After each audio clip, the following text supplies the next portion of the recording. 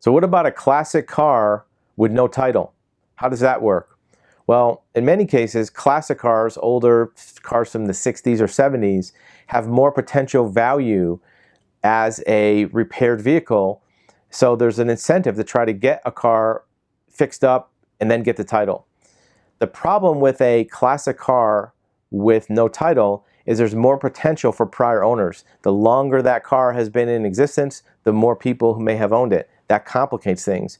It also brings up the fact that one of those owners may want the car back, right? If you have an old 67 Camaro, it's all rusted out, it's a shell, it's worth nothing as is, you fixed it up and turns out it's an RS SS, it's worth $80,000, and now you go to try to get a title.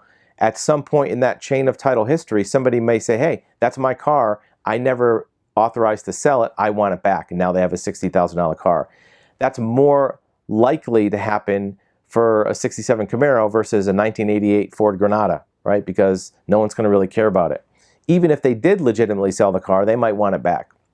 There's also going to be more scrutiny with the DMV on a higher value car than a lower value car. So be aware that there's risk to do this. Also, classic car VIN numbers are more easily traced. There's collector databases that track these VIN numbers to find out where they're at, where you can't get at them through the DMV.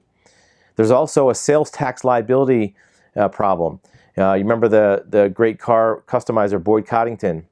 He ran into some problems a couple years ago with getting titles for vehicles that were old classic cars and valuing them at a lower value. So be aware that there's sales tax liability. The states are cracking down on this to make sure that they're getting their sales tax. Look, that barn find car and that barn find scenario might be a great cover story for the person selling you the car, but if there's a title problem, that might get in the way of you using that car the way you wanted to use it.